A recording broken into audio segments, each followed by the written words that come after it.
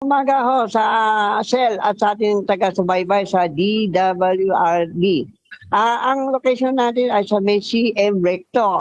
May padala tayo ng litrato, isang pulubi, hindi gano'ng pinapansin ng DW at barangay na dapat tulungan natin. Ay kadaraan na natin sobrang lakas ng ulan sa Metro Manila. Naawa tayo, kinuha natin picture para palawagan sa ating pilar na tulungan natin ang pulubi sa may kalye CM Recto papuntang Cubao. CM Recto Hello? papuntang Cubao. Ano ba yan? Lalaki ba yung pulubi? Tulok ma, hindi natin pwede hindi pwede na dilapitan kasi malakas ulan, walang barangay at ang DSW sa tingin ko medyo matagal, may kompleto na, may tubig, may kunting pagkain,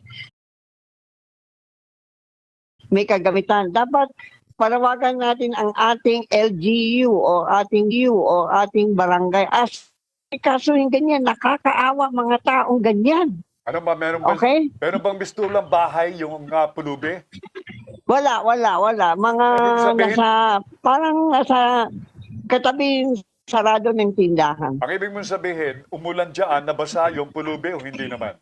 Hindi naman, nasa loob. Nasa loob. Parang nasa may bubungan yun, yung building. Okay. So, meron siyang tinatawag na maliit na tirahan dyan, tabi ng tindahan. Ay, nakakaawa sa atin sa mayang Pilipino. Recto Avenue. Eksaktong lugar. Papuntang Cubao. Papuntang Cubao. Saan Mismo, lugar yan? Eksakto. papunta tayo sa Cubao, makikita natin. Malawak ang papunta Papuntang sa Cubao, lugar. San Juan. Ano ang pinakamalapit na kalsada? Masangka Benavides. Ano yung Kanan. Ano yung landmark, yung Mga tindahan? building area, mga tindahan.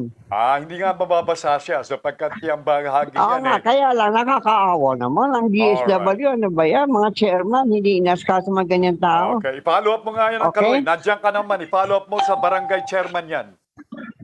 Kunin mo Sige. yung side ng Mula barangay dito sa chairman. lungsod ng mula dito sa lungsod ng Maynila, Sel, ito si Kaloy Chua dito sa DWRD.